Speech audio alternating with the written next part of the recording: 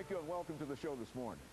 The topic this morning is the perpetuating the revolving door syndrome, or the continuation of a syndrome that we've noted in the penal system of individuals coming into the system, leaving the system, and yet returning to the system again. And we have with us to talk about the perpetuating of the revolving door syndrome an activist, Reverend Kevin Walker, who has been on many occasions with us, Reverend Walker, and I don't think we have to explain you to our guests, nor your task to our guests, because I think you're one of the foremost authorities in terms of what we're talking about today. Individuals themselves going into the system and coming out and eventually ending up in the system again. And so let's start off by talking about your background, your education, and some of the things that were important that brought you to us this morning to talk about this as a real issue.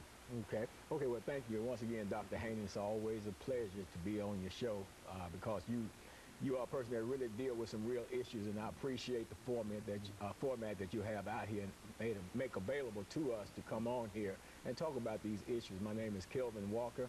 I pastor the Hands of God Christian Church. I've been in ministry since 1986. The Lord delivered me from a 17-year drug addiction, and throughout that time of my addiction, I did spend time in the state prison system, came out unrehabilitated, ended up reincarcerated again, and but in '86, God changed all of that and called me from active drug addiction, a lifestyle of crime, and all kind of foolishness directly into the ministry.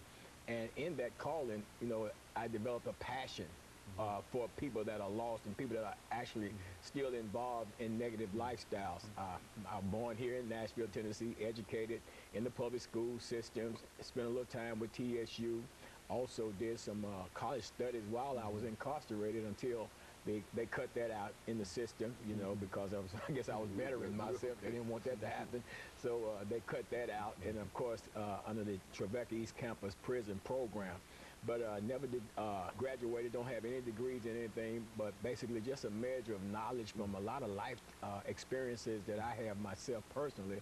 And that brings me to the point, where I am today in terms of wanting to reach out and make a difference, in the world in which I have to live in, and my children have to live in, my grandchildren have to live in, and just trying to make it a better place by addressing and attacking and challenging some of the issues that I believe don't solve problems, but in effect create the problem that it's supposed to be solving. And that's why we, on here today to talk about this particular situation, about, perpetuating the revolving door syndrome and dealing with the state prison system. Very good.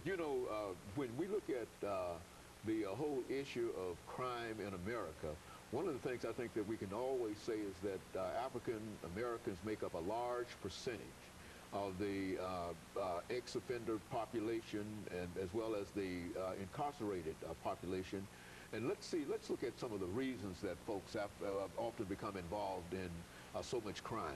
Well, first of all, it's very frightening when you look at the amount of Black Americans in the country, in America, as in comparison to the numbers that are incarcerated and that are now ex-offenders and the like.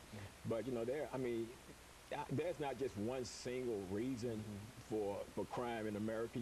It could range from just straight out need. Somebody don't have the necessary things, don't know how to get it other than committing the crime when they do it. It could be the environment, could be drugs and alcohol. Some people just low down dirty, they just commit crimes. You know what I'm saying? They just do it, So there's a number of reasons why people commit crimes, but my thing is, once they do commit a crime, they do go through the judicial system.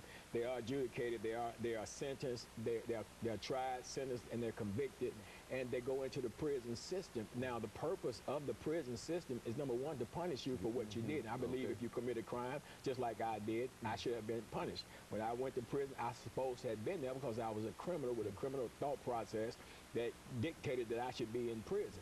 So there's crime, and then at the same time, there's rehabilitation. So my thing is, if I'm in there for punishment, now, the time served in the prison system will constitute the punishment. Now, what I do while I'm in there, how I spend that time in terms of availing myself to the various programs that's in there, that's what's considered as rehabilitation.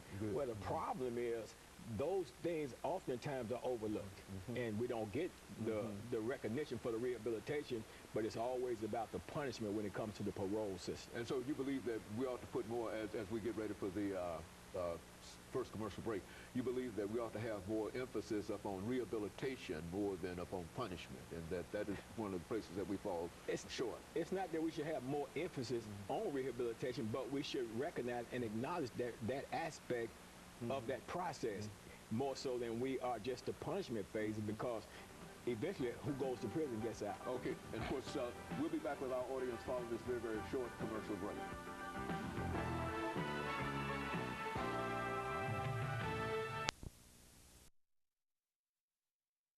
The topic is the